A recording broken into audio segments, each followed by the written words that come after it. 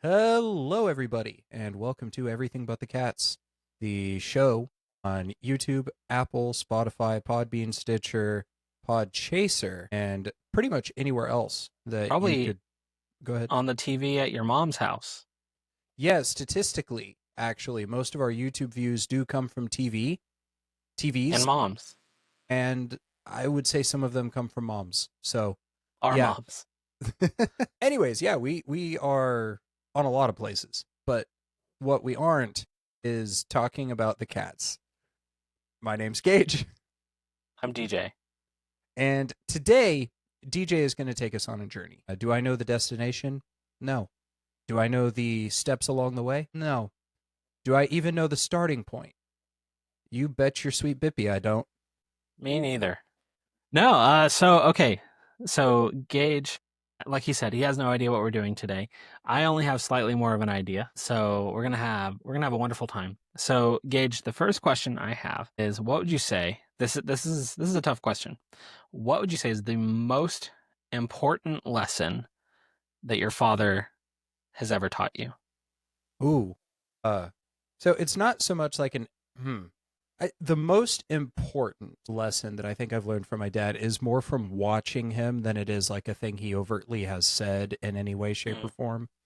But there's, I think, like a very sacrificial love that he has specifically for, first and foremost, my mom, and then also my sister and I. And that's a thing that he's taught me a lot about love in marriage, in fatherhood, just in family in general. He, like, everything that he does pretty much is to support and take care of us. And so that's, or at least to set it up so that things will be good for us down the road. I'd say that's, so it's hard to condense that into a lesson, but that's something that I've learned from him. Yeah, that's great. What's the most important, like, thing he's taught you with words? Like, that he's sat you down and said, no, I do think all that's great. I'm really glad you have Kevin in your life and that you, like, have his example to look to. I really appreciate your dad and think he's a great guy. So I agree with all of that. But to the side of that, picture you're driving a motorcycle. I'm in the sidecar. Yeah. That's a terrible analogy. But what's the most important, like, all right, Gage, like, here's an example that I know he didn't teach you. Here's how to change a tire. Something like that. Yeah, okay. Real quick, sorry, who taught you how to change a tire? Technically, DJ taught me. How much was I paying attention? I was freaking out. Could you change a tire right now, do you think? I think I could if I needed to, yeah. So, in terms of, like, words? Yeah, just like, here's how to do something. He's not a very wordy guy. He's taught me how to play catch? Like, play cat. Like, I'm just trying to think, like, most of the times when Dad does communicate big life lessons through words, it's normally written out more than it is spoken. Sorry, Woody is not a fan of weather, just the concept. I also am not a fan of the concept of weather. Skies are blue, and he's like, no, thank you.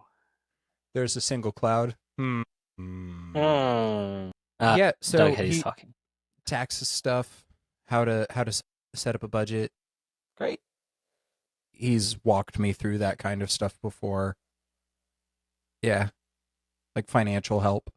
Has your father taught you how to cook a piece of meat? Actually, so this past Sunday, he let me grill our food and was like giving me pointers as we went. He grills awesome. Every weekend because he loves grilling. And this past weekend, he was like, Gage, you're a man in the grill. And anytime I had a question, he would point me in the right direction. So, yes, he has. Was it good? He said it was. So, great. I don't know if he was just being, an encouraging. Did you eat it? Yeah, I did. I liked it. Did you think it was good? Okay. I didn't think it was as good as his. And Sure, his is pretty good. But yeah, I thought it was fine. Like, it was sweet. It was the right temperature. Great. What more could you ask for? Okay, so today what we're doing is we're just going through. I'm not talking when I say you. I'm talking more to the listener than I am you, Gage. Just so that's out there. We're gonna go through some things that your father, listener, may not have taught you that it would be good to know. I, a well-seasoned father, I have a 2-year-old and another little one on the way. And he's covered in Montreal steak seasoning. I'm covered in Montreal steak seasoning. So I am a well-seasoned father. No, I'm not a super well-seasoned father. I'm barely a well-seasoned adult.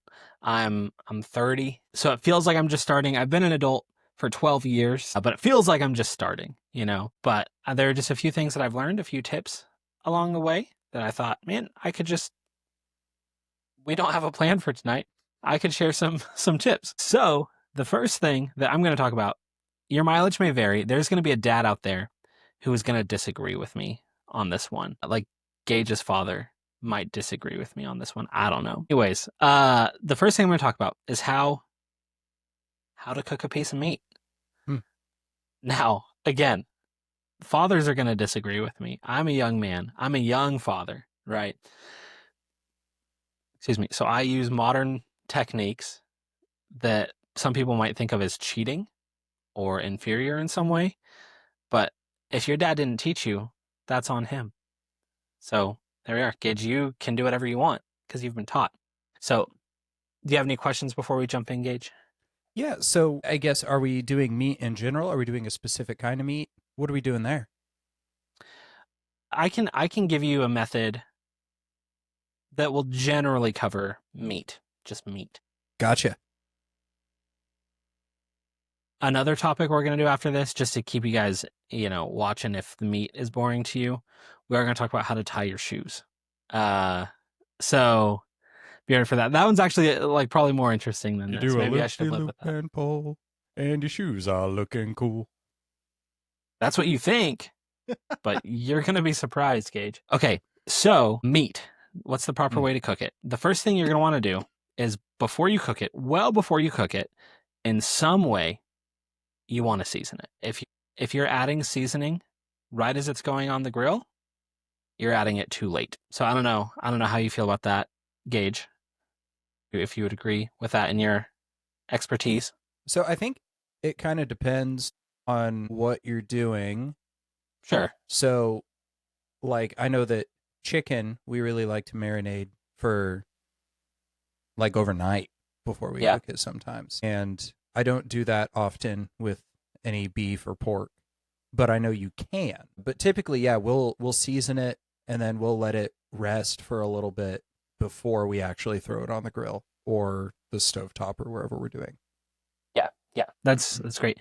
So as far as seasoning, sorry, you're gonna have to ask my wife about that. As far as seasoning chicken goes, I can get you, and pork, I can get you on the right path for steak because steak is simple. And then one other thing, if you're doing like ground beef, like burgers, that does not apply here. We're talking slabs of meat right now.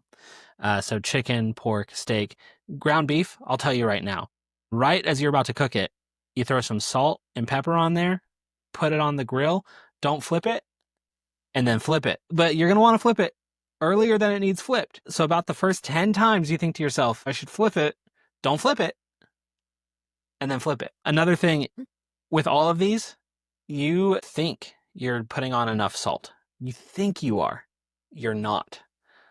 Just go a little crazier than you think you should. Hit the point where you think, I've done enough salt, and then do a little bit more. And then you've got the right amount of salt. Sometimes a lot more. But things can take more salt than they seem like they can. Mm-hmm. And you can oversalt things, and that's not good.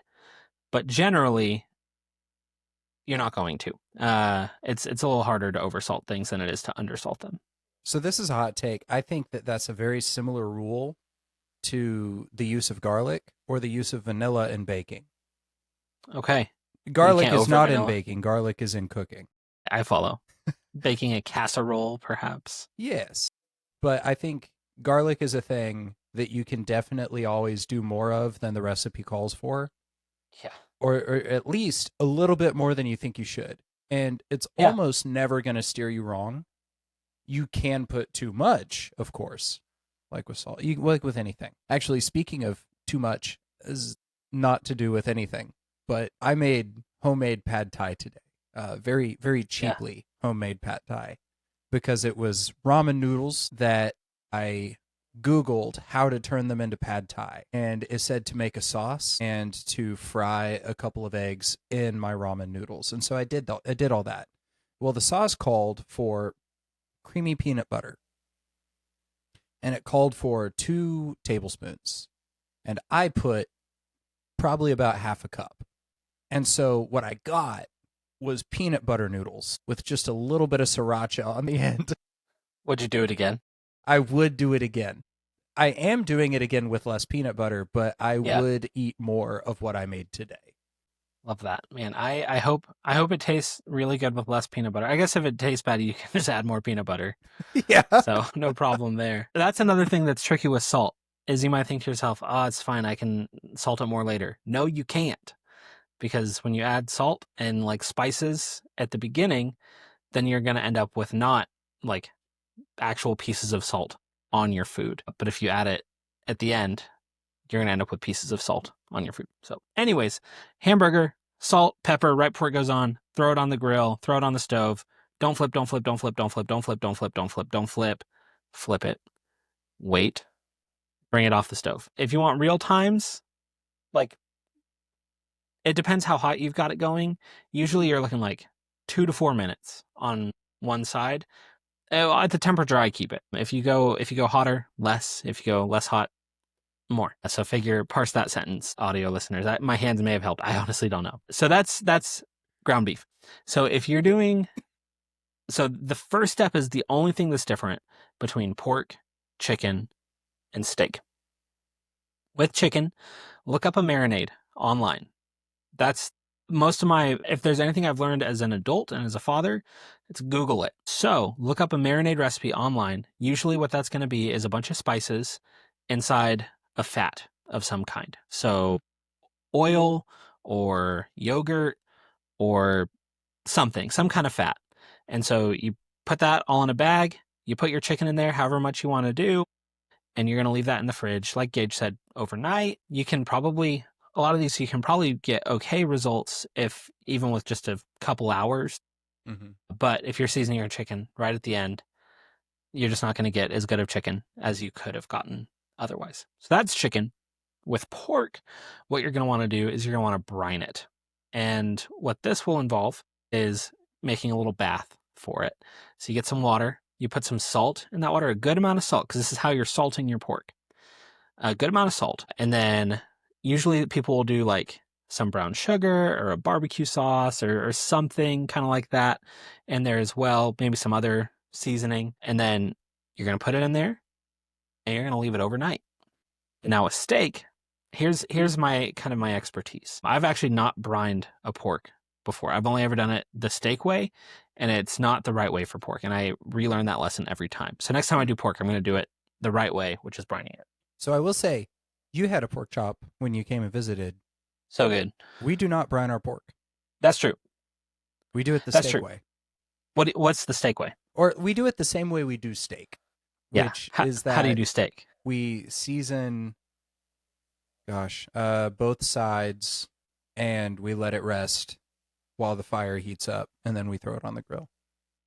Yeah, I that's think really that it. that would work well for pork as well. Thicker cuts of pork are more forgiving than Mhm. thinner cuts. And so what happens when you do, so my steak method, it's called dry brining. And what you do is you put a thick layer of salt on, okay, a good amount of salt. You be generous with the salt on every surface and pepper on every surface. And that is everything you're going to do to this steak to season it. You'll add nothing else, just salt and pepper, and let God's wonderful work and what he created in cows do the rest. So that's what you do. And if you do that with pork, oh, and then you'll let that rest like overnight potentially. Usually the furthest we end up doing is about 8 hours. It can be a little tricky. It's one of those things where, well, I'll talk about how that works. If you do pork, like a thin cut of pork like that, you're going to end up with almost like a cured like ham type of texture. Mm-hmm. And that's what happens every time I try to make pork chops. But it's good. I enjoy it. It's better than the pork chops that I had growing up, but just not as good as like a good thick cut of steak. So the way that each of these things works, is that over the course of time, you're trying to, especially dry brining, I understand that one the best. You're trying to draw moisture out of the meat that then it's like osmosis or whatever, right? We learned about this stuff. Moisture out of the meat that then gets replaced by the stuff on the outside. So the well seasoned juice or the salt or whatever else. So that's the goal. And that takes a while. So that's why you leave things for a while. Gage's family's pork chops are great though. So I don't know what I'm talking about. I assume it's just because the seasoning creates a crust, and the Yeah. crust tastes good. Yeah. That's And true. it's also just good quality pork chops, I guess. I That's don't true. know. That's true. But anyways, the way that dry brining works is kind of that same thing, but it's like I said, you're not putting in water or anything. You're just putting a bunch of salt and pepper around the outside of the Mhm. steak, and then the salt draws the moisture out, and then the moisture like kind of absorbs the salt, like it dissolves or whatever, and then because the steak is now dry, it pulls it back in, and so you end up there's no longer any like salt. You'll look at the steak and there won't be salt on the steak. It's because the salt has gone into the steak. And so it can be a little tricky to get it right. I've not quite dialed it in. With thicker cuts are more forgiving on all of this. With thinner cuts, it's possible to oversalt it. I've never regretted oversalting more than I've regretted undersalting. Okay. Anytime I've ever cooked meat. It's possible, but I've never regretted oversalting more. So anyways, that's step 1 is you season this thing potentially overnight. And then step 2, this is where things get a little controversial. So we're doing what's called the reverse sear method. And there are a couple ways to go about it. The main thing is that kind of the historical teaching on how to cook meat is that the first thing you want to do is you want to get a sear. Like you want to light it up really hot, get a nice crust on it, and then turn it down, let it cook low and slow until the middle gets to where you want it to be. Or you just want to cook it at kind of a lower heat the whole time so that ideally the outside does get a crust and the middle gets up to temperature. But if you cook it too fast, then the outside will burn before the inside can hit the right temperature. And now you've got like this black crust around maybe a perfect steak, but like that's wasted meat or an uncomfortable experience. So, kind of a more modern teaching is what's called the reverse sear method. And the way that that works is that the first thing you're going to do is you're going to get your meat to the temperature, about the temperature that you want it, a little bit below the ideal temperature. And then you're going to sear it. So, my preferred method is what's called sous vide. Sous vide is a French phrase that means under vacuum, something like that. And what you do is there's specialty sous vide machines that are made specifically for this purpose. We have an Instant Pot that has a sous vide function, and that's what we use. I have been asking for a sous vide machine for Christmas for like 3 years now. And if this year it doesn't happen, then I'm just going to go buy my own sous vide machine because I want one. But anyways, we have an Instant Pot and it's great. It works fine. So it's fair that I haven't gotten one. I just want one because the way I am. So what a sous vide does is it will set water to a specific temperature. And it's like whatever specific temperature you're looking for, you can set it to exactly that.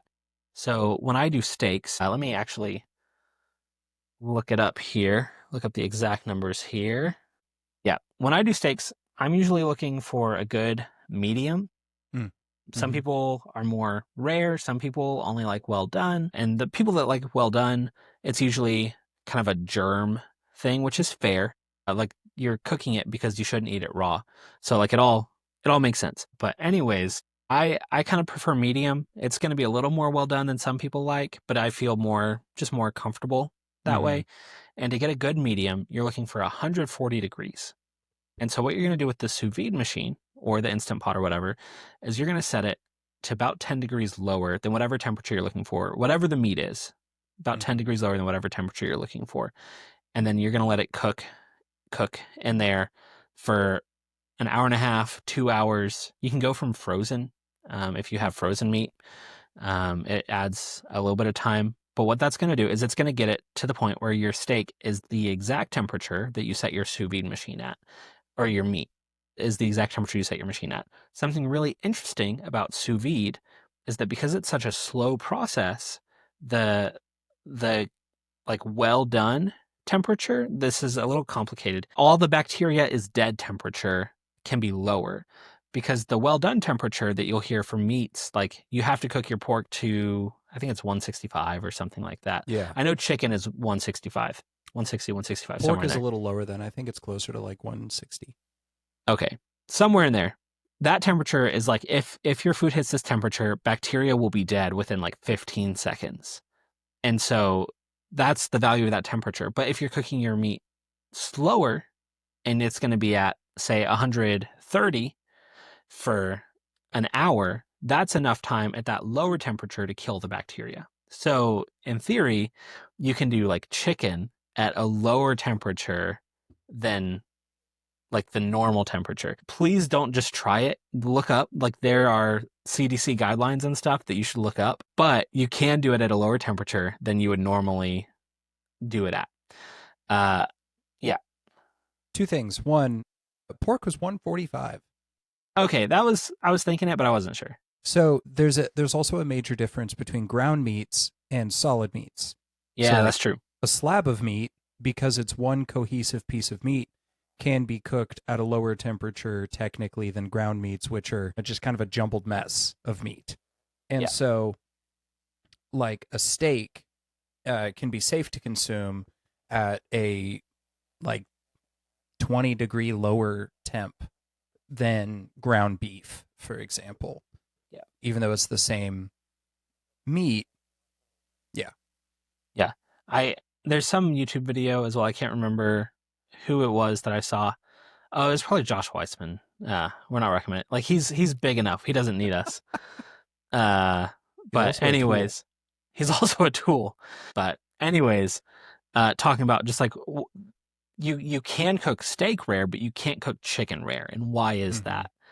And the reason is that like the specific bacteria or disease or whatever that you're worried about in steak mostly stays on like the outside of it. So if you've got the middle up to like 120, the outside is probably warmer than that and probably warm enough that the bacteria is taken care of. Whereas the salmonella that you're worried about on chicken lives like in the muscle. And Mm. so because it's there in the muscle, you have to warm the whole muscle enough to make sure that the bacteria is destroyed.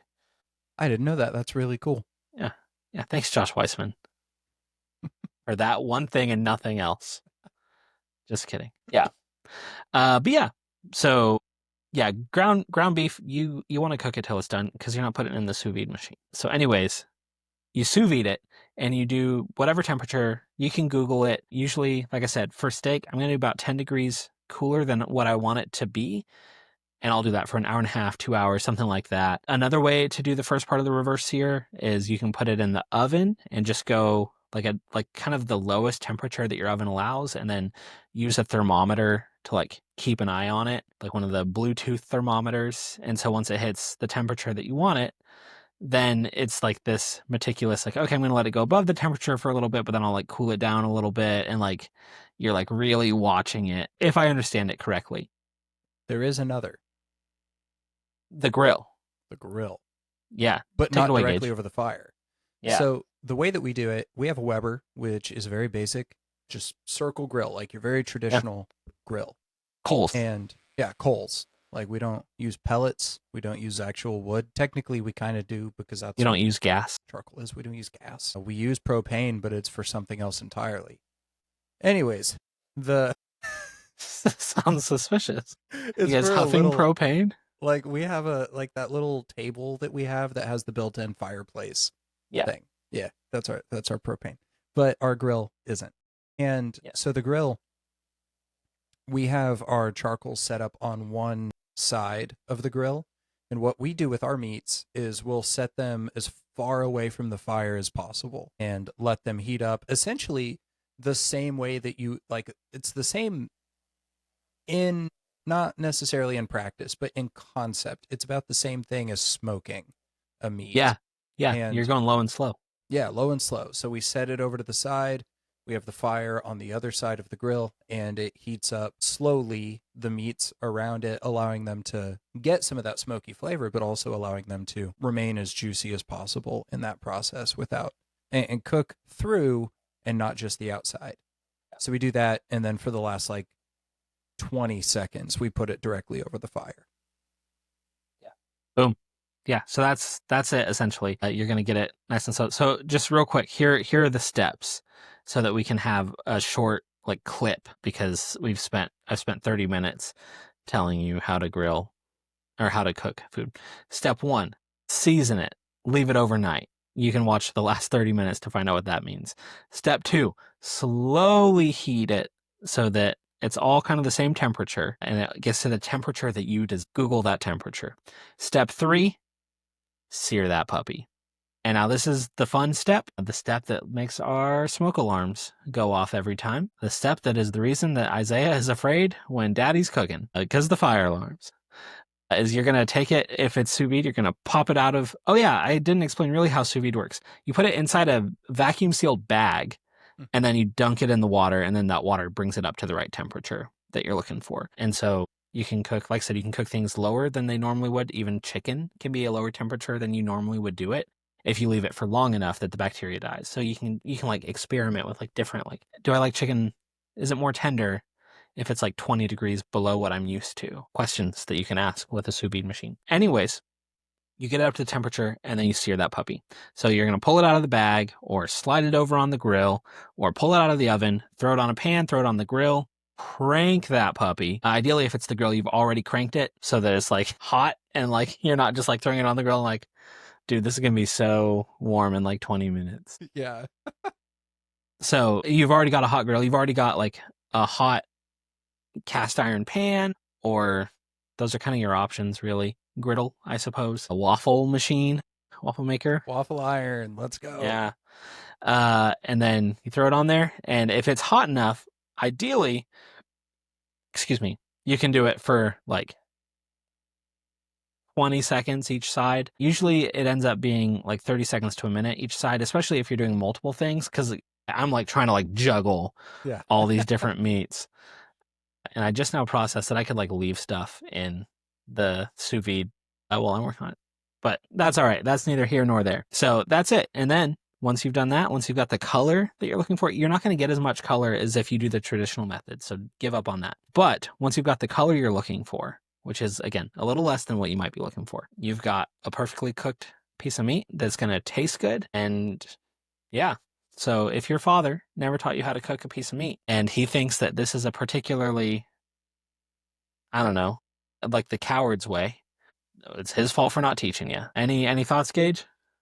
No, I think that's good. I am a fan of the different ways that there are to cook, and I think it is really fun to experiment with those different ways. One of the things my cousin Connor always, like, when he was talking about cooking, he said just pick like 7 ingredients and get good at preparing them in several different ways. And that's a good way to like get into cooking. And so like and you could do the same with meat. Like get a meat Oh, yeah. or a couple of meats, like 2.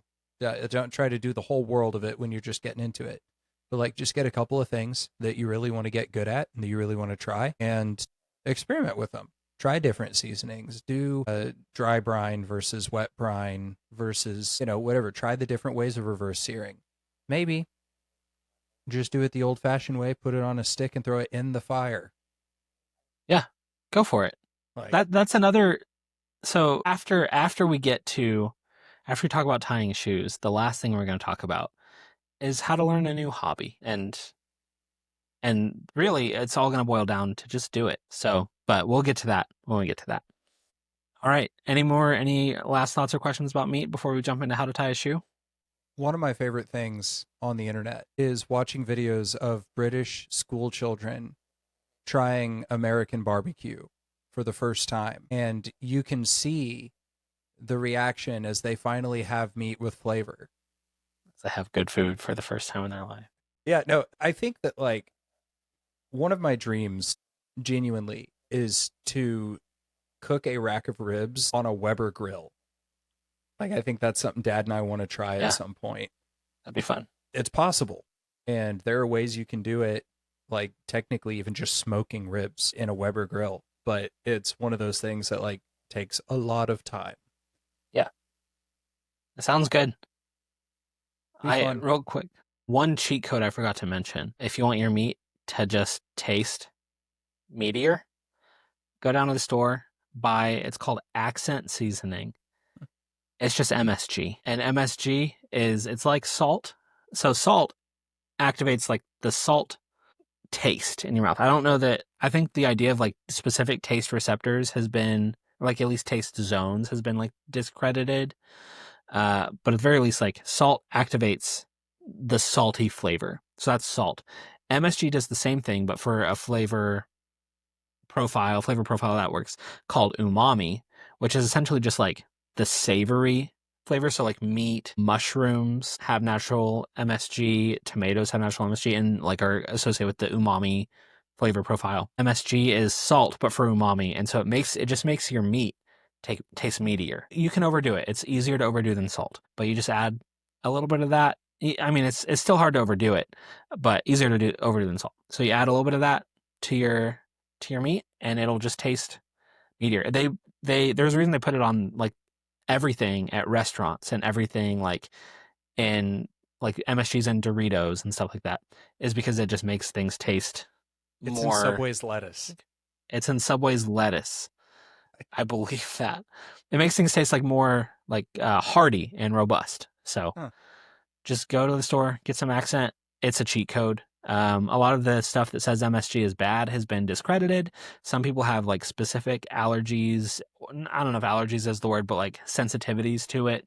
So if you're one of those people, don't do it. If you're feeding one of those people, don't do it. But if you're not, then enjoy it because you can't.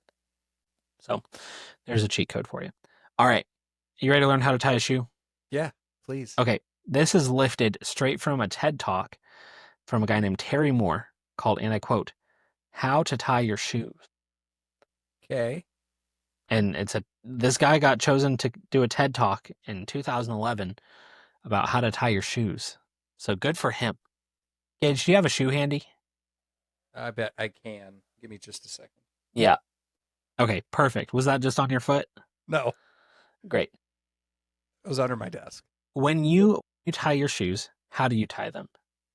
Yeah, so I am very traditional in that I tie it the same way I have since I was in daycare, grade school. And I got the laces all done. Gosh, It's weird doing it from this angle. Yeah, you can flip it upside down if you want to, if that helps, or if you need to move your camera or whatever. I'm also curious, just go for it. Yeah, go for it. So I do actually need you to do it, flip it around and do it kind of more the normal way, just so the audience can see. So, imagine there's a foot in here. Yep, there's a foot. I see it. Okay. So I go. Oh, I smell it. Oh, Gage. First, I do that to tighten it. Yeah, just the very first simple knot. Yeah. Create a Bunny loop. ear, loop around, pull. Loop around. Loop around. All right. And do you ever double knot? Not anymore. I Okay. I don't step on my shoelaces as often as I did as a kid, and that's mainly what that protected against. Yeah, no, I don't really do that often anymore. How often would you say your shoelaces come undone? Very infrequently. Okay, great. Well, for Gage, this might not matter at all. Do you still have it tied? I just untied it. Give it a quick tie. Actually, I can tie mine. No, I got it. I got you. I feel like it's probably easier for me to. I'm wearing a blanket because I'm cold. Do you want it to be double knotted? No. Well, it is. It looks more unappealing, in my opinion. It is double knotted? Now, yeah. What, he just pressed something and a cow noise happened. Great. It's So, also got cat hair on it because my cat. because you're hot. Yeah. Okay, so it's double knotted. Go ahead and give it a pull like right here. Yeah, so that's pretty sturdy. Double knots, usually they're not going anywhere. You might still step on your shoelaces a couple times and lose them. This is still susceptible to that. So what happens is that just like Gage did, when we're kids, we're taught how to tie our shoes. And so you do that knot, create the loop, you go around, then that creates a little gap right here that my finger is sticking through. You pull through, and you do that. And as kids, this is how you tie a shoe. As kids, we're taught the weak version of this knot. That's what we were taught as kids, the one I just did. When the guy did it in the TED Talk, he pulls at it and it like slowly twists like this to demonstrate how weak it is or whatever. I honestly don't know the implications of it going like that. Anyways, uh, it is a knot that comes undone frequently. If you're wearing those, he mentions in the video the shoes with like kind of the round laces, like fancy dress shoes, and I can't keep those tied for the life of me. Yeah. So generally, I just wear dress shoes without laces because they're easier. But he went in and he talked to the person that sold him the shoes, and he's like, "Hey, these don't stay tied. What's wrong with them?" And the guy's like, "You're tying your shoes wrong." And so what the guy taught him, it's a very subtle difference. You do that first knot like you're used to, and then you create the loop, and then instead of going under and around, maybe I did it the wrong way. Yeah, I did it the wrong way earlier. That explains it. Well, let's test this real quick. There we are. Check that out. Look at that stupid shoe tie. Buh. Anyways, I did it the way you're not taught later. Okay, so the way you're taught, tie that puppy. Oh, I'm losing this episode here. Loop around over the top and then pull through. That's the way we're taught as kids. You bring Yeah. it around over the top and then pull it through from the bottom. And then it ends up like this. And then, first of all, it's kind of ugly, right? Just that it's like, it ends up like this. And then a lot of times it'll come undone. Again, I don't understand the implications of that. But if you do it with one small difference, you tie it, you do that first little knot, you create your loop, and then instead of going over and around, you go under and around, and then pick it up and pull it through under. You get it exactly where you want it. Whoops. Oh my goodness, I'm keep pulling the wrong sides. Get right where you want it. And then that thing is going to stay right where you want it all day long. The thing that clued me into this TED Talk was a video of some basketball player, some NBA player, one of the really good European ones. Like there are two of them. Yeah, there's Luka Jokic and uh Doncic. Yeah. Yeah, I think it was Doncic. Is married and maybe it wasn't even him. Could have been him. I don't know. And like ties his wedding ring to his shoes when he's playing, like ties it in his shoelaces. And people were like, man, how does this guy not lose his ring? How has he not lost his ring? And the reason is because he knows how to tie his shoes, which is like this. And it's just a more steady knot. I've been doing this for the past week or so, and I have not had my laces come undone at all. I've been a double knot person my whole life since I was born, really, just to prevent losing it, like my shoelaces coming undone. And now they haven't. I've had to make them come undone. And a troublesome thing with the double knot is when you double knot, there's no easy thing to pull to undouble knot. You have to like manually undo a knot, which is like peasant work, right? And so you undo the knot, and then you can like do it the normal way. But with Are we this, not peasants? not that much. But with this, you create the knot, and it stays in place, and then, boom, all done. Problem solved. Gage, any thoughts or questions? Not really. I can't believe that. I don't know. I didn't realize that time. So, okay, it was the right way is you go under Under the loop. and around. Yeah, and then you pull it from the top. And it's a bit trickier with your fingers. So I understand So why we I teach just did children. that and it's still All right, let me show you. Okay. So step one, you say we need to knot. She walks. You say sit down. It's just a knot. Uh, step two, loop. I make my loop with my right hand. What hand do you make your loop with? I'm doing my left. I'm curious if that matters. I don't know if I can tie a shoe like this. Oh, this is terrible. What the heck have I done? Okay, if you're doing it with your left hand, do the other way. Go over instead of under. Okay. Essentially, do the opposite of what you would usually do. I mean, it's not this, but it was still a little wonky. Yeah. Okay. So I've got my right hand. I've got it here. If I go under, through, maybe your shoes are just broken. Maybe I'm just broken. Oh, ho, ho, 'Cause ho. I'm broken. I don't want to get copyrighted. I messed up. We probably But will. anyways, your mileage may vary there too. I'm I'm a young dad, so all of this stuff could be helpful, could be useless. Who knows? I tried doing it with my right hand instead of my left hand. That felt so weird, It's the worst, isn't it? but it looks good. Hey. Okay. Yeah, so I can tell you I can tell you how to tie shoes correctly left-handed. Yeah, it's don't do it with your natural hand. Yeah, that's funny. The way that I've been tying shoes before I saw that video is slightly different than what we were taught anyways. I guess this is still a fine angle. I would do you do the first knot and then you create your loop, create a second loop. Yeah, there we are. And then just make a knot with that. Uh, But it looks worse. Look at that. So to the listener, there have been Yeah. no shoes the entire time. No, we're just imagining how these would look. No, listeners, essentially, if you're a listener, do it the way you were taught as a child, but when you're going around that loop that you're holding, go the opposite way of what your body naturally wants to do, like what you feel trained to do. Go the opposite way, and it'll be the right way. Unless you were taught the right way. Unless you're taught the right way, then you're probably arrogant about it already. So, yeah, so that's how to tie your shoes. Any other thoughts or questions, Gage? No, that's just kind of astounding in a way. Yeah, it was an interesting video, and it came out in 2011. Interesting Somehow I enough that hadn't there was seen a it. TED talk about it. There was a TED talk. This guy, Like, and this is before TEDx.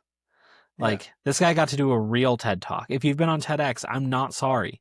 Like this guy got to do a real one that meant something about how to tie shoes.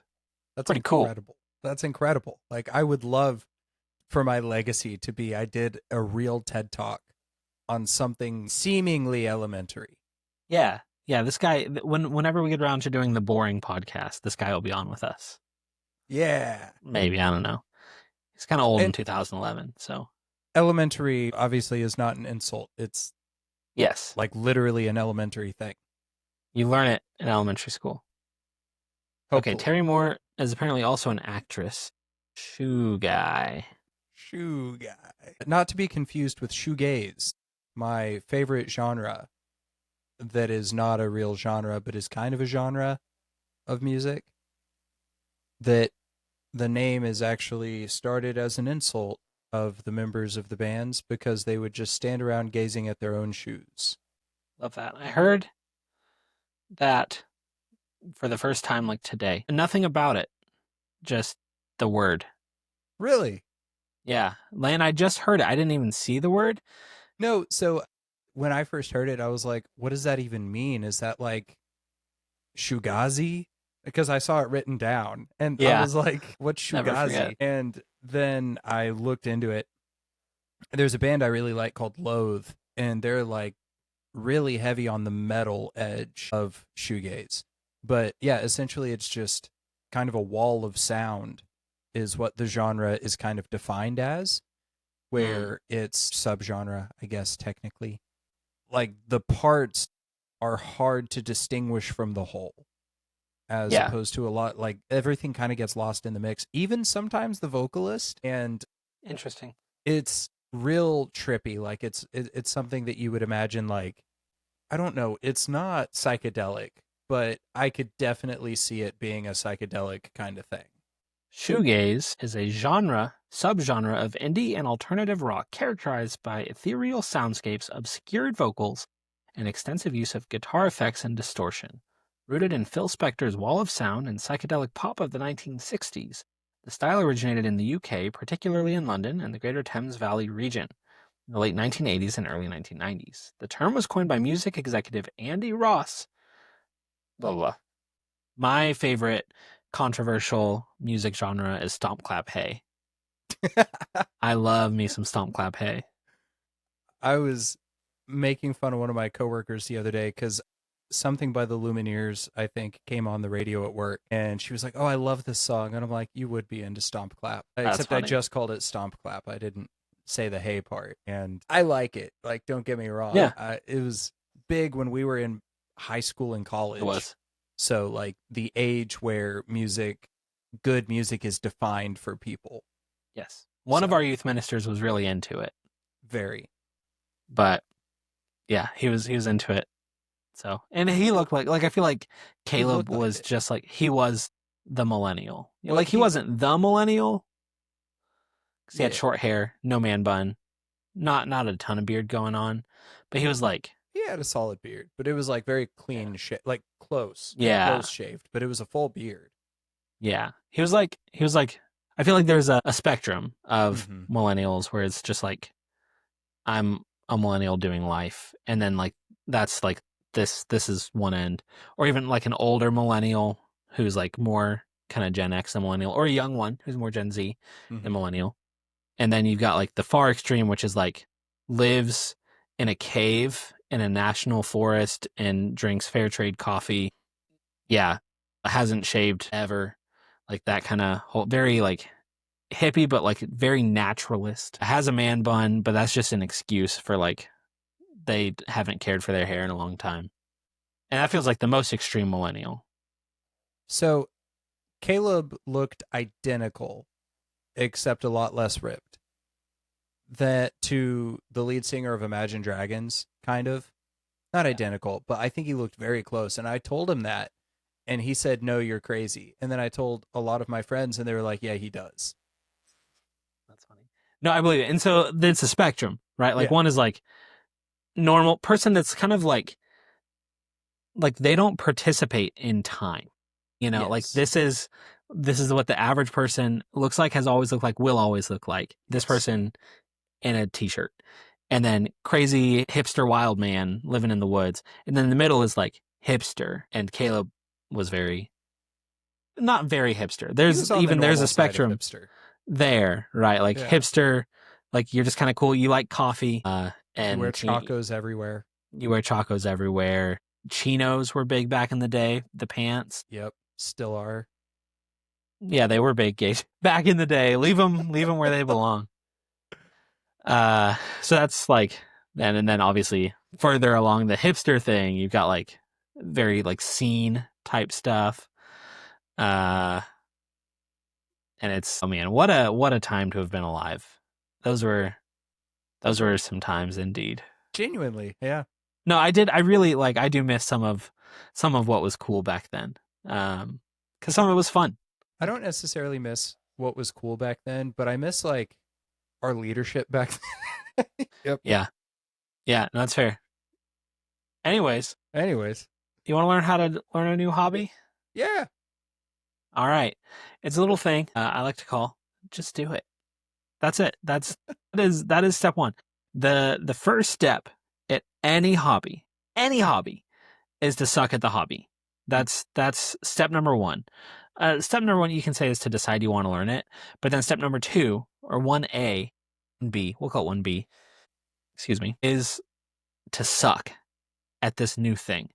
So I was just thinking through if there's anything I'm kind of proud of in my life. I mean, a few things, right? Like I've got a family that I love and am very proud of. But just about me and who I am as a person, if there's anything I'm proud of, it's that I love to learn new things. I love to try new things and do new things. And the only way that you learn and try and do new things is by being bad at the thing and knowing that you can't get worse, and knowing that like if you want to do the thing and you can't get worse, the only direction to go is better. And if you want to get better, then you just have to keep doing that thing. And so Well, there are a few examples I've got from my own life. Uh, what is this? Oh, this is an earbud that's in my shirt right there. One, recently, a couple years ago, I started going on canoeing camping trips. And how was that first trip, Gage? Gage was on my very first trip ever. the rough parts weren't your fault, or it was more the No. weather's fault than anything. But I mean, it was great. Like I wouldn't do that Well, exact trip again, but it was yeah. great. Yeah. No, it was fun. But there were some things, like some lessons that we learned along the way that impacted the rest of the trips that I've done since then. Like I bring stuff to sleep on instead of rocks. That was terrible. Yeah, that was a little rough. Yeah, I bring stuff to sleep on. I don't really watch forecasts much more. A little bit more in advance. But like the key to that was deciding this is something I want to figure out that I want to do Hmm. and then throwing myself at it. And that meant taking risks. I spent before the first trip I took, and that might have actually included the cost of renting the canoe and kayak as well. But the cost for the first trip before we had ever gotten on the water was like $750. And like not everyone can afford that. And there are much cheaper ways to do it than the way that we did it. Like if you don't have to rent a thing or if you just do a day trip, that cuts out a lot of money. Or if you're just camping or just doing a canoe day trip, that saves money too. But like it required taking a risk and just doing it and deciding this is something I want to do. And so I'm going to do it and I'm going to be bad at it, but I'm going to keep doing it. And you can do that. You can decide, I want to be the kind of person who does that thing or this thing or whatever thing and just do it. Like it sounds really simple. And what I will say is it's not easy. It's not always easy. It is simple. You just do the thing. You suck at doing the thing and you keep sucking at doing the thing until one day you wake up and you're like, man, I don't suck as bad as I used to. And that's that. Another thing is crocheting. So I've got like I can't believe I know how to crochet. Didn't know how to tie a shoe. I have the evidence of your crocheting. I Ah, just yes. 1 second. Yeah, you're good. I'm actually going to go try to find the first thing I ever crocheted. I'll be right back. I'm gonna go find the first thing I ever crocheted. I'll be right back. Okay, so the very first thing I ever crocheted was this cow. And if you're a listener, it is the ugliest thing that maybe has ever existed. But I wanted to learn. I had Isaiah was on the way. Angela was pregnant with Isaiah, and I wanted to make a gift for him.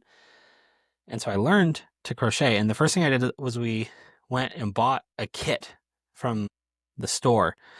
And that is not supposed to look like this, but this is what came out of my effort. I put in effort and string, and what came out was this abomination. It's supposed to be a Highland cow with like hair sticking out of it, like one of those really cute guys. And it worked out. So I made this, and it's terrible, but we kept it. And then later on, yeah, I should have grabbed that too. Isaiah started reading some books about Llama Llama. I don't know if you read any Llama Llama books, Gage, but Llama Llama is a little kid that is a llama, and sometimes he, you know, wants to hang out with his llama mama and, stuff like that. But the first one I ever got was called Llama Llama Hide and Seek, and he's lost his fuzzy llama. And wouldn't you know it, this guy looks just like Fuzzy Llama in the book. And so now Isaiah is stoked because he has his own fuzzy llama. And so what was a mistake turned out to be this really sweet, like gift, like, cause oh man, he likes it. Like he thinks it's this really cool thing. So that was really cool. The next thing I crocheted was this banana. It wasn't a kit. Just got oh no, the next thing I crocheted was a dinosaur that is somewhere. It was a Woobles kit, which is even easier, and that was a much better jumping in point than the kit that I started with. And it's somewhere. I'm not gonna bother finding it right now. But I bought it and I made it for Isaiah, and then someone else that's into crocheting made a much better dinosaur for Isaiah, and I was like, how dare you? Like they didn't know I had made that for him. How dare you? Who do you think you are? But anyways, then I made his banana, and I just made it because I wanted more practice. Isaiah was born at this point, so there's that. And then I made what Gage is holding, or has. What is that, Gage? It is the Mothman, or Mr. Moth, as you have affectionately named him. And it's got a little Nemo wing. Yes. Well, the wings are even, roughly. One of them is Nemo-y. It's like missing a thing because I was going back and forth the right way and then I didn't. at one point, but it's got a special wing. I think is how anyone would say it. Lucky wing, lucky wing. Yeah, lucky wing. Uh, so there's that. Oh man, that like I feel like at that point that's probably the best thing I had made up to that point. And then the next thing I made was this elephant for Isaiah's birthday out of the same yarn that I used for Mothman, but with some blue in the eyes instead of red. And I did it for his birthday because we were getting him a season pass to the zoo. And so did an elephant, mostly to show off also, like at his birthday party. Look at this thing I made. No big deal. And then I made something for some friends who had a baby. They asked me to make something and they gave me yarn and a couple needles. Yeah, no, not needles, hooks to make it with. So, and that's the last crocheting I've done. I told Angela I was gonna make something for like her birthday, and that was September. And then I was like, I'll give it to you at Christmas, and that no, it's a sweater is what I'm trying to do next, and it's just different than anything I've done before. Mm. So, anyways, but like that's essentially one day I decided I want to learn to crochet, and it did help that Angela already had stuff, so maybe that is a thing. Like in the one moment I did have kind of the extra money for the camping stuff. And then at this moment, I already had some of the supplies that I needed for the crocheting stuff. You can get a kit for pretty cheap, like 10, $15. But the key is to figure something out like, man, I would like to try that. And then try that thing and keep trying that thing. Maybe you try it and you realize it's not for you and then stop it. When I was making this ugly thing, I cried at one point because I was having so much trouble figuring out how to crochet. Like genuinely broke down because I cried over this. Look at it. This guy. Oh, what did I drop? Oh, dropped the banana. And then my most recent crochet was this. Just kidding. That's just the stuffed animal we have. Non like trademarked stuffed animal that we have. But anyways, the key is to just try things and to just do them. If you're an adult, especially if you're a young adult, if you're in your 20s, the world is yours. And it's not, right? Like you're going to struggle and you're going to have to earn things and you're going to have to make sacrifices like giving up things that you want to do so you can do the things that you need to do. It's part of being an adult and it stinks. But if you want to learn something new, if you want to try something new, if you want to be the kind of person who does something, like that's not like does something with your life, like who does a thing, a specific thing, the only way is to do that thing. Early in my 20s, I decided that I was going to learn web development and managed to like build so far a pretty nice career out of it. So I feel like mostly this is just me bragging about like I like to try new things or whatever. But I do want to encourage, especially people who are younger, people who are older, and you're thinking, man, I want to do that, but there's no way I can. Like, yeah, there's no way you can right now, but you just gotta try it. So, any thoughts or questions or ideas, Gage? So I think one of the things that I really resonate with this is, I guess, two quotes I want to throw into Great. this topic. They're paraphrased, but one of them is, "Your first one's going to suck, but do it anyways." And that goes along with what you've already said. Like you're going to start off not being good at something, but isn't there like there's like a path that everybody goes on with any hobby or skill where at first you straight up are just awful. And Yeah, and you then know you're awful. yeah, and you know you're awful. Yeah. Then you're still awful, but you start to kind of think you're good. Yeah. And then you're getting good at the thing, but you think you're awful because you're noticing the ways in which you do fall short. And Yeah. then Well, eventually because you're you good and you know you're good. because essentially it's some of it's knowledge, like a lot of it's Mhm. knowledge. Where like you're like, I don't know anything about this thing. Like, hey, I know some stuff about this thing. Like, I'm better than the average person at this thing. Mhm. I'm a god. It's like And then sophomore syndrome. yeah, and then the next step is, oh no, that person, these people, the average person at this thing knows way more and is way better than I am. I am a worm. And then you just keep learning and growing, and eventually you're a god amongst worms. It's So it's one of those, like you and I, we went to Bible college. We went Yeah. to like an undergraduate school for specifically ministry, but we did take a lot of Bible courses. Yeah. And we, I think it's safe to say, would know more about generally the Bible and Bible study than the average person. Yeah, even the average Christian.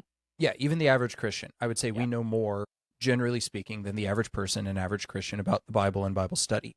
There are people who make me feel so insignificant in Yes. terms of like my ability to even just wrestle with the scripture. And it's one of those things that like I am not an expert in any way, shape, or form. But in most settings I'm in, I would be considered the more expert person Are you the one tasked with praying at family things? every time. Every time is the rule. Unless it's like our just our four. It's Yeah, normally Brittany if it's just the four of us. because she graduated more recently. Yeah, she's the better Christian. I resonate with that. But yeah, so that's one of those things that in a lot of settings that just is in terms of hierarchy or whatever. Just I have more experience studying than a lot of people that I'm around. But then there are other situations where I'm just like, man, I'm going to shut up. Hmm. I know nothing. And well, so like I'm reading The Unseen Realm by Dr. Michael Heiser right now. And it's started out very readable and very understandable and very easy to follow. The first like 5 chapters. And the last 15 chapters that I've read have had so much of the Hebrew language in them. And the footnotes are sometimes 2 pages of a single Wild. footnote. And I'm just sitting here like, I don't know if I want to do this for fun anymore. Yeah. Anyways, the other quote, I was having a conversation and it was about going back to school, and that's Yeah. another topic for another day. Were you talking with Alec? No, this Okay. is, I mean, I have, He told me but he's trying to recruit you. yeah, he is. But I was talking to someone else about it, and I was like, yeah, but it's just going to take, like, it's going to be 3 more years or whatever. And what they said was 3 years is going to pass regardless. And either you're going to have a master's degree or you're not. And I was like, huh. And I think a lot of the times when we want to pick up a new skill, a new hobby, a new language, or go back to school Mhm. or whatever, when we want to do any of those things, we're like, it takes so much time. The time is going to pass. And you're either going to have that new skill, that new ability, that new language that you've learned, that new degree, or that new experience, or you won't. The time's going to pass anyways. So Yeah. you might as well use it. Yeah. And that is like, it is tricky because you do have to like, you have to decide what to spend your time on. Like, Yes. because if you're spending your time on that, then you're sacrificing time, the time that's going to pass. You're sacrificing spending it on something else. But if like whatever you decide is worth it, pursue it. Like listener, I don't know who you are, but you can do it. So like the small disclaimer, you can't hobby your way into surgery, right? Or please don't, or like being an astronaut. Like please don't You could be hobby your like way that into being an astronaut. one doctor from, Human centipede. no, Okay. it was a real doctor. He like somehow was able to kind of like fake his way through like med school and ended up Doogie like Howser. killing or permanently disfiguring like dozens of people because he was allowed to be a neurosurgeon. Wild. Wild. And this wasn't even like, most of the time you hear these stories and you're like, oh, but that was in like the 90s or the 80s. It's like, no, this was in the last like 10 years. Yeah, so don't hobby your way into surgery or just kind of general doctor work. But like you can hobby your way into like hobby meteorology. Yeah.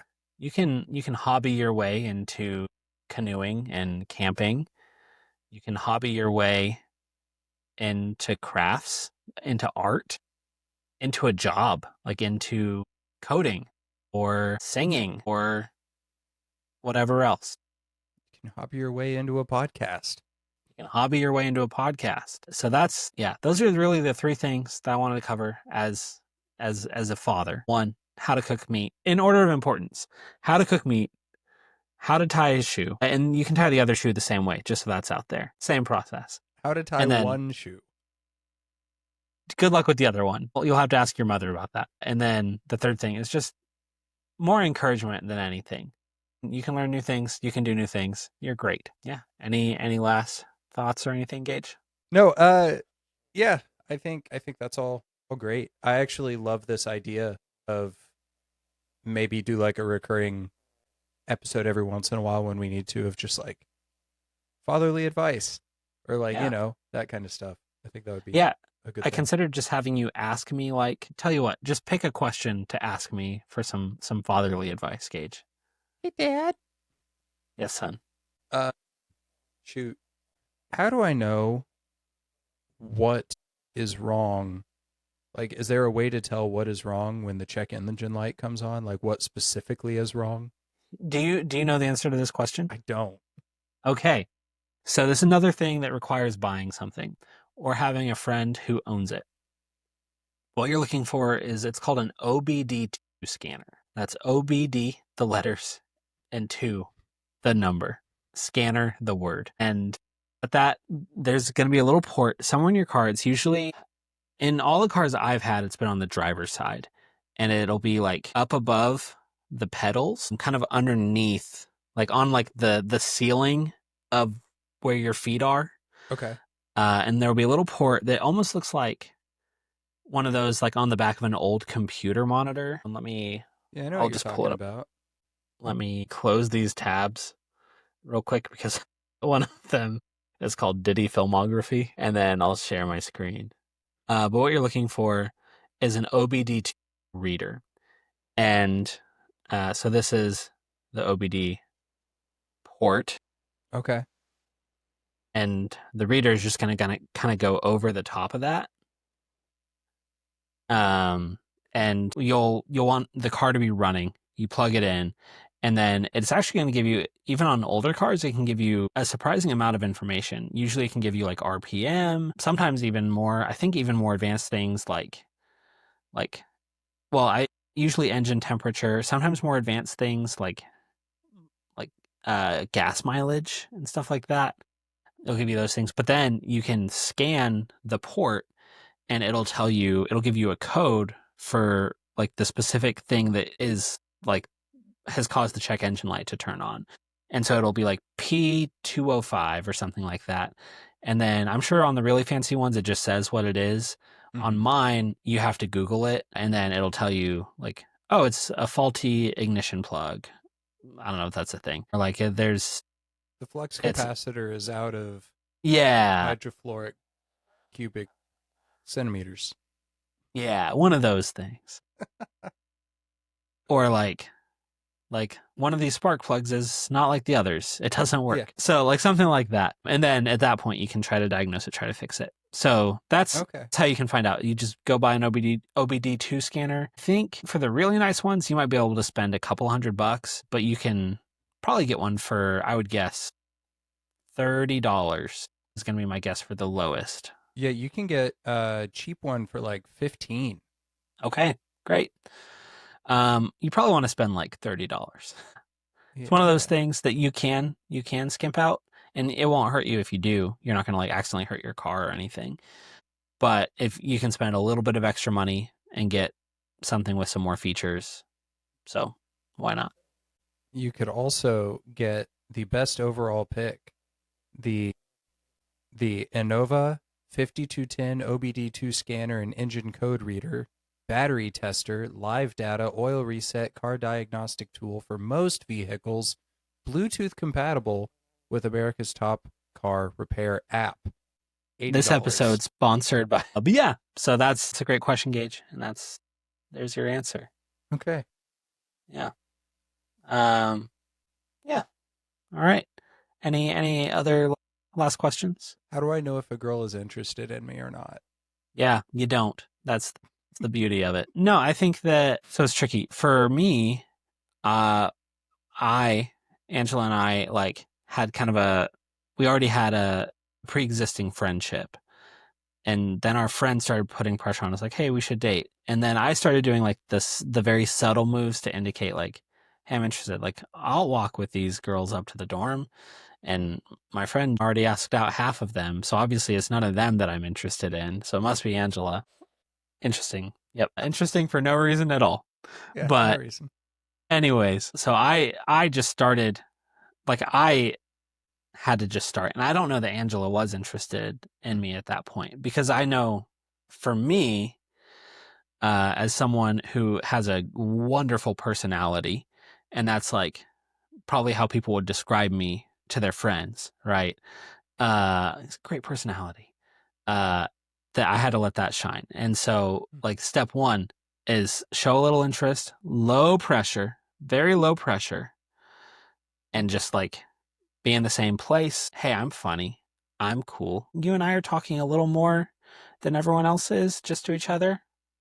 I didn't plan that. Interesting how that happened. And then eventually one day, Angela, who knew that I was into her because I was putting clues out there, told Shelby I would be interested in going on a date with him. And then Shelby told John. John told me.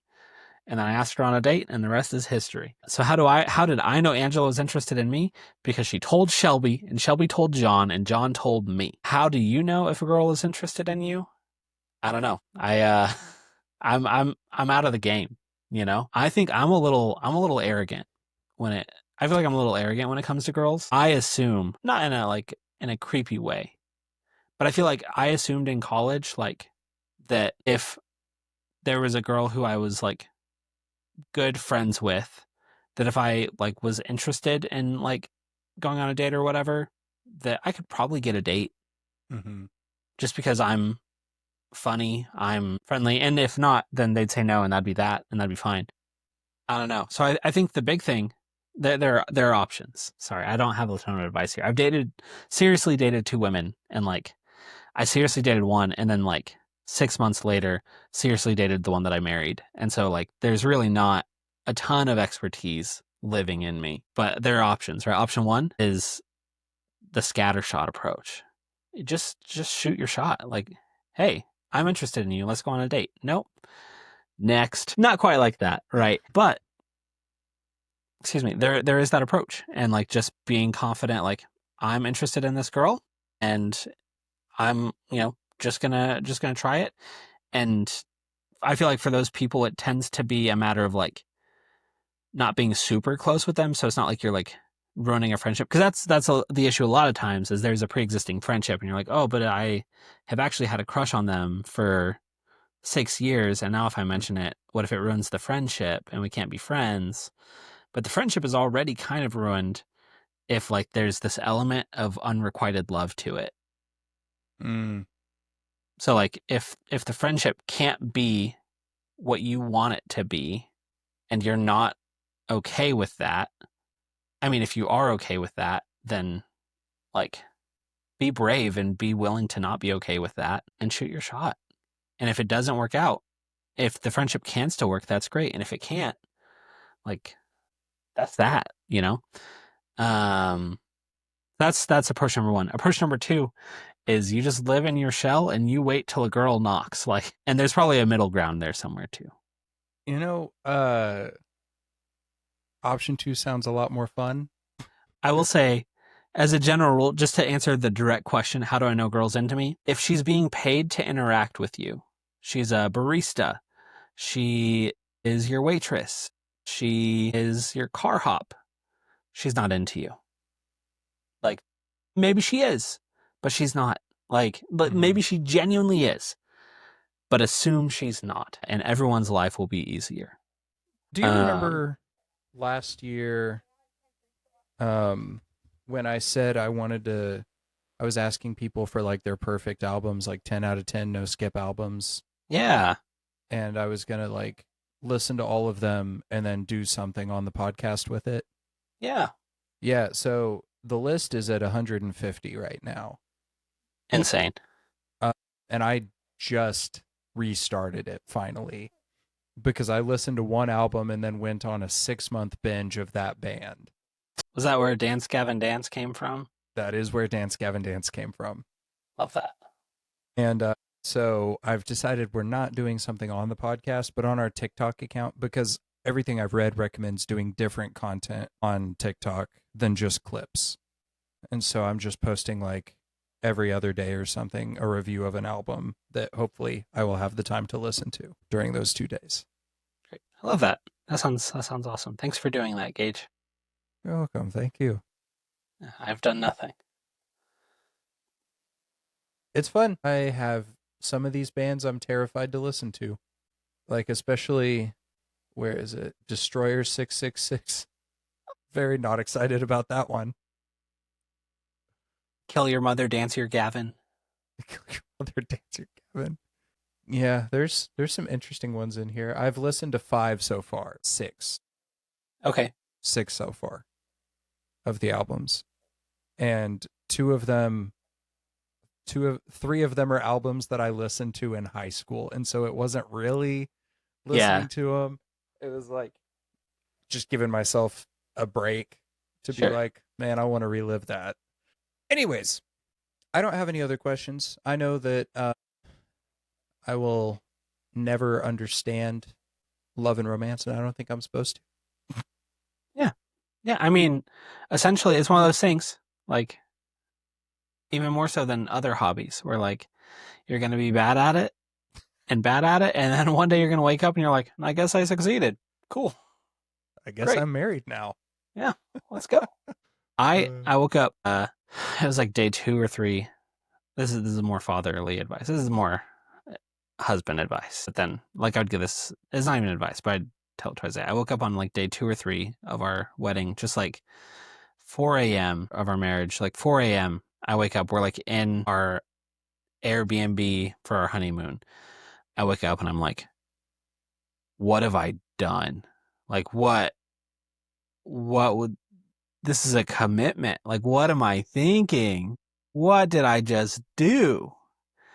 And there was a good amount of that was like imposter syndrome mm, and stuff like that. The sense of like I now I have to like keep this up the rest of my life. Like, what the heck? And what's really beautiful about marriage is if you are really diligent in like trying to find the right person, you can still sometimes find someone who's just a terrible fit for you. So that's not great. So that's a bummer.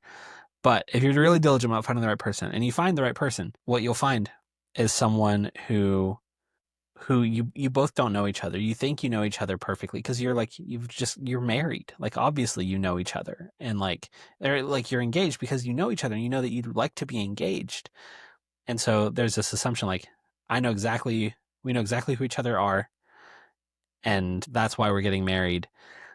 But then one day, a few years into the marriage, you wake up and you're like, man, I had no idea who she was. I had no idea who I was. And both of those people have only gotten better over the course of this time. And along the way, that required both people to like to go through pain and sacrifice and like it required both of us to go through difficult experiences together and like kind of at the expense of each other. Like it required me to give up things that were important to me and it required Angela to give up things that were important to her.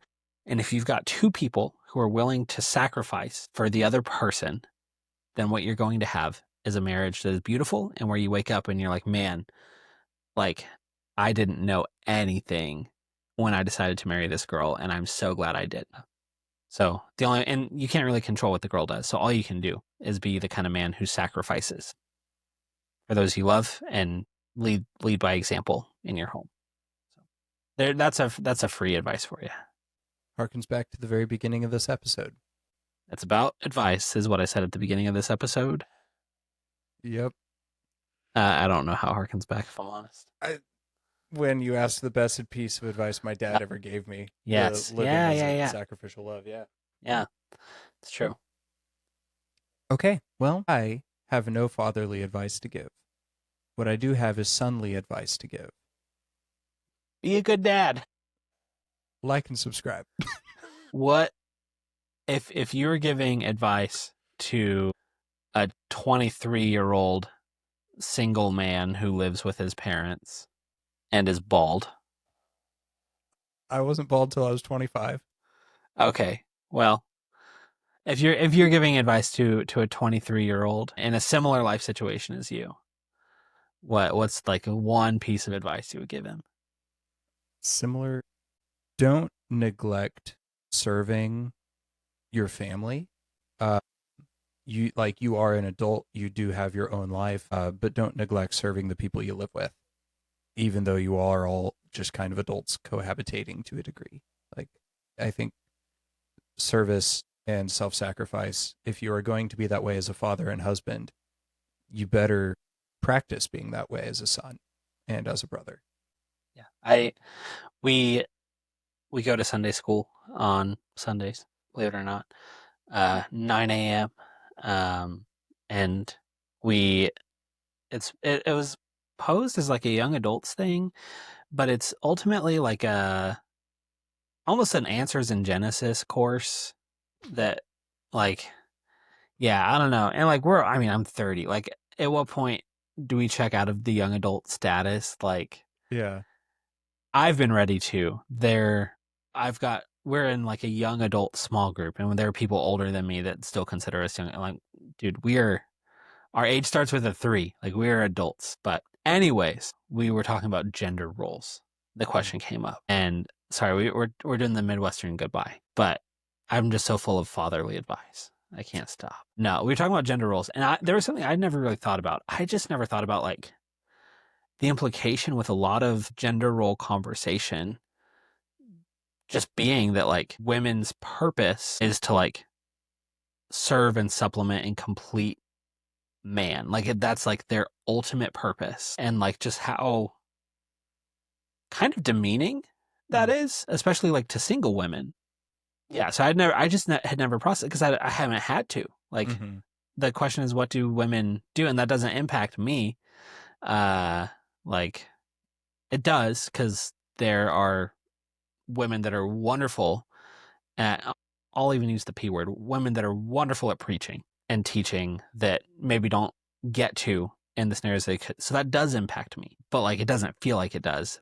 It's not nearly as like psychologically, like psychosocially as that, like the idea that like their existence is to fulfill my existence. Mm-hmm. So I just never thought through that. And that was really eye opening just hearing some of that perspective. But then something that else that came up in conversation, it was the question, egalitarian, complementarian, like what's the right way? The guy, and so egalitarian being the idea like men and women are equal in like status and value and like roles. Like they can, anything a man can do, a woman can do, like within the church, within the household, all of those different things. Complementarian would be the idea that a generous reading of it is the idea that like men and women are like equal in value and worth and not purpose, like identity, but with like different roles that are assigned to them. Like men can preach, women can't preach, that kind of idea. And then there's like the third thing, which some complementarian like leans towards, which is just like men are superior to women. And most people don't like, at least wouldn't publicly say they hold that view.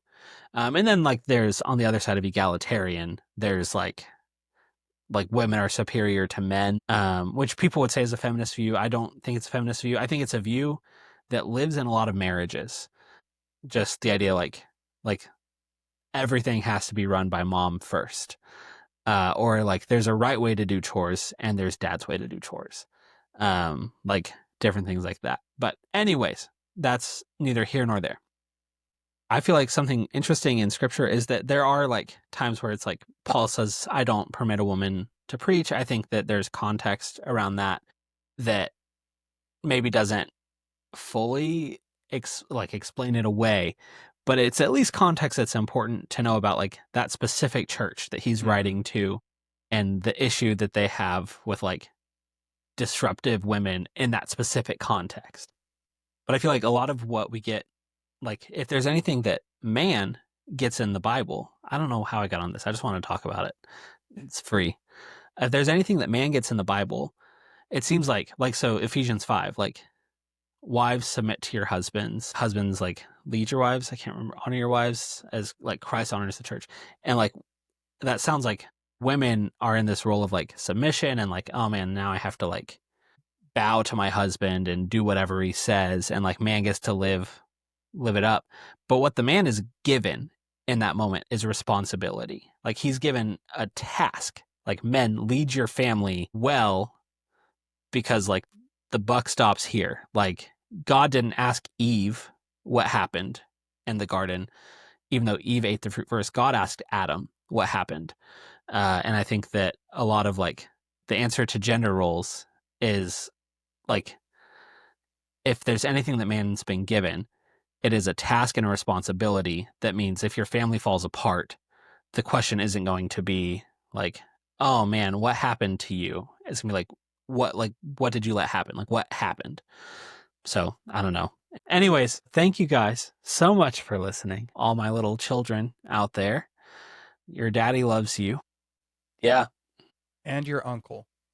And your uncle, Uncle Gage.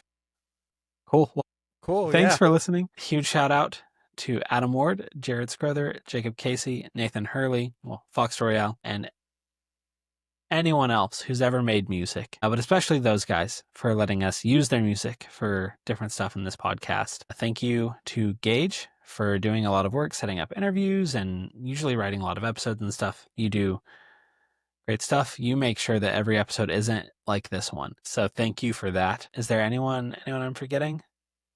Thank you, DJ, for coming up with the idea for today. I really do enjoy this conversation. I know a lot of it is by the seat of our pants, and I think we've improved a lot in being able to do that as opposed to how we were 2 years ago at this point, which is crazy to think about. Yeah. Been doing this podcast a whole lifetime. If it's my son's life. More. Yeah. Yeah. Thank you, everyone, for hanging out with us. Thank you. If you're still listening and you are not subscribed, which statistically is actually probable, go ahead and do that. If you're hanging out with us and you'd like to be a part of an episode, reach out and let us know, and we can work out how to make that happen. If you have any questions, ideas, or anything else that you would like to run by us, please leave it in the comments below or email us at nocatspod@gmail.com. But thank you, most of all, for hanging out with us, and stay lovely. Yeah. As always, if our thanks aren't enough, or you have opinions about our opinions on gender roles, you can go thank yourselves. Later, skaters.